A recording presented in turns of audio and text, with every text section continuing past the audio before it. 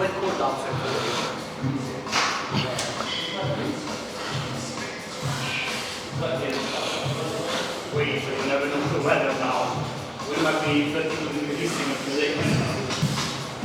is good, team? Welcome back to the channel. It's been few and far between with training vlogs. We've just been busy, but trying to get these out every week now. So just gonna keep you guys updated in terms of what's happening. We are off the back of last week's deload, so had a few days off training, had some light sessions into the first hard week of training this week. So things are a little more exciting, I guess, from a training standpoint. Kicking off with lower body today. So this is my primary leg session, which I really only have one throughout the week. Quad dominant. Had a bit of an issue with my ankle over the last couple of weeks. I think I injured it a few weeks ago. So I tried to stay off it a little bit, tried to limit some load exposure from heavy squatting and compound movements in general.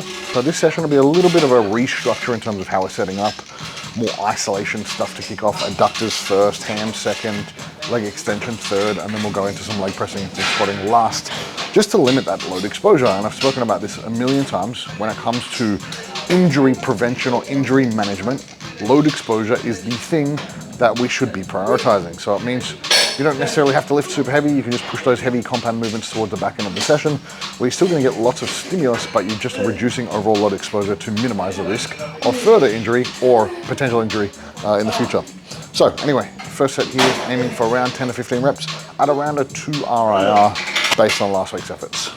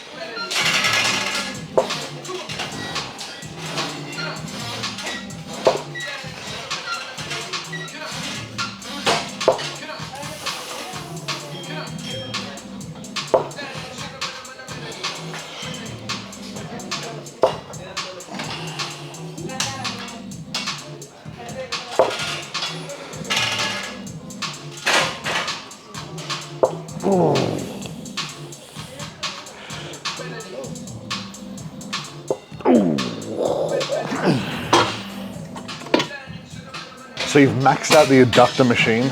What should you do to continue progressing? I got this question the other day around how to make progressions once you've kind of maxed out the machine, right? You can't obviously add any more load. If you've got a gym pin, you could use that. But I think the increase in load has been greatly overhyped by the TikTok fitness community. We know that hypertrophy occurs on a continuum of 5 to around 30, even up to 50 reps seems to be efficacious. That doesn't mean that there is in any way, shape or form like an inherent benefit to doing super low reps or super high reps. Generally, the middle ground is the most optimal for most people. But let's just say, for example, you've maxed out the machine for a couple of sets. The easiest way to kind of continue progressing from here is simply just change your rep range. So if you've been working in the 5 to 10 rep range, you could simply just move up to the 10 to 15 rep range, increase load reps from there. And then again, if you hit that top end, you could just move it up to say the 15 to 20 rep range. And then once you start getting above that, maybe it's a little less productive. So you might either add an extra set, you might change the exercise, you might use some sort of advanced training technique like a rest pause or a drop set or a superset, because they are all beneficial for hypertrophy, and anyone tells you that they are not, they're just flat out lying to you and choosing to ignore the research. So do with that as you please, but if you want to get bigger and stronger, do what I said, because that makes the most sense. On to exercise number 2, as I mentioned, seated leg curls, and a couple of tips for you guys on the seated leg curl to maximize your hamstring development.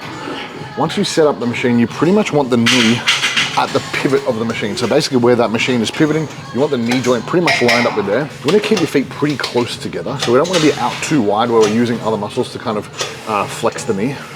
And we want to use a slow controlled range of motion. So basically we want to get out to that full stretch, nice and slow and controlled. We want to squeeze in by dragging the heels towards your bum. We're not using momentum, and you really want to keep your lower back pushed into the pad. So again, we're not sort of extending the lower back or doing any funny stuff with the hips in order to just kind of move more load, because it's really taking away stimulus from the hamstrings.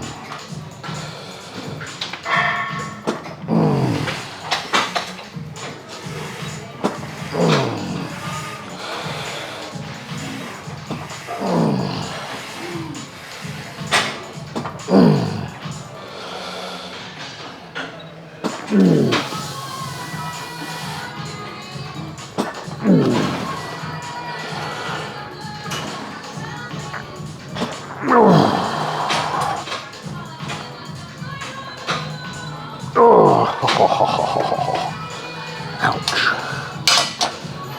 And if you do it properly, it fucking hurts. All right, onto our first quad movement of the day. So exercise number 3 on the, this is like the old school Strive leg extension. So if you guys are seeing like Prime equipment or any equipment that has that variable resistance, this is kind of like the OG.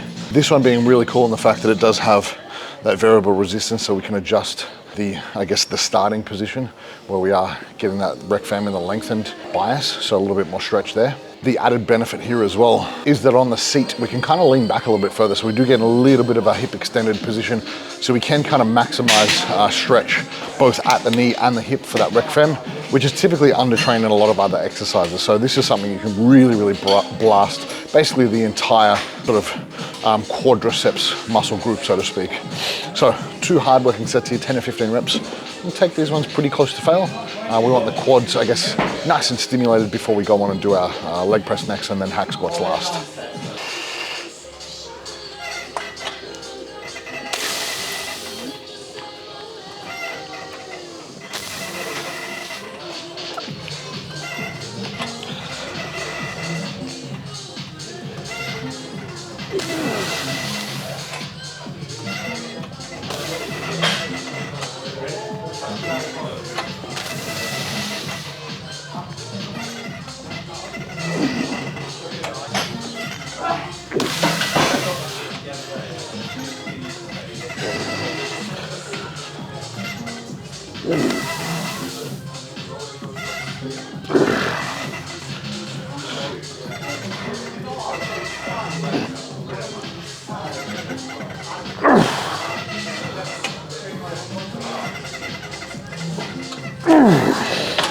Ow. Alrighty, we are onto our 4th exercise, which is our second quad movement, single leg press. If you haven't done these and done them properly, they are by far the most humbling exercise you will ever do. So we're aiming for 2 sets, 10 to 15 reps either leg. This is probably the same load as I had prior to deload. For around 10 to 15 reps is absolutely excruciating. So we'll see how we go. Really controlling the eccentric, little pause in the bottom, but aiming to absolutely fry my quads before I move on to the hack squat.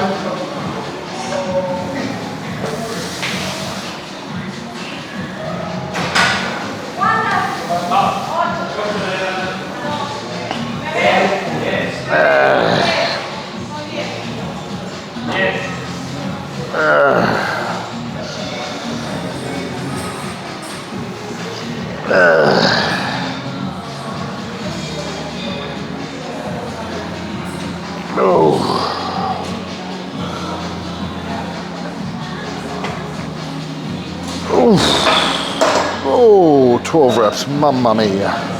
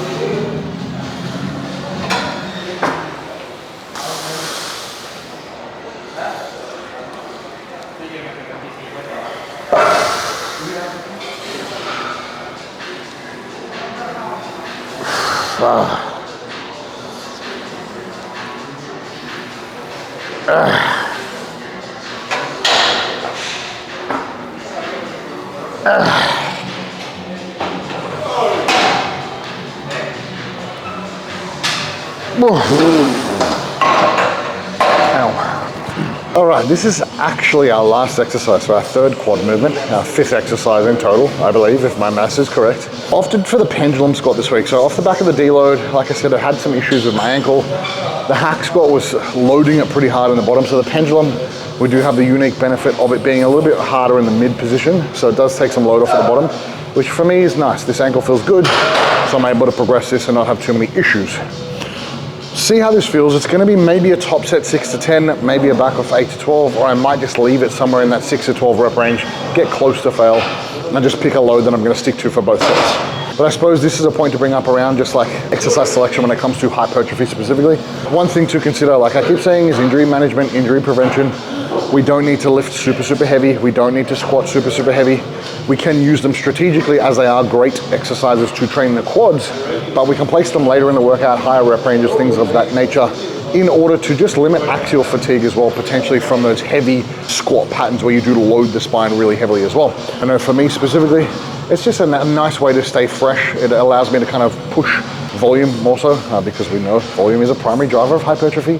So I can accumulate more volume in the presence of less fatigue from heavy axial loaded movements by doing some more volume in the start of the workout with those single joint isolation exercises too. That being said, still need to do the hard stuff, still need to do the heavy stuff. Just doesn't mean you have to do it all the time. So I'll get stuck in here, first set, 6 to 12 reps, feel it out, make a decision based on how this set feels.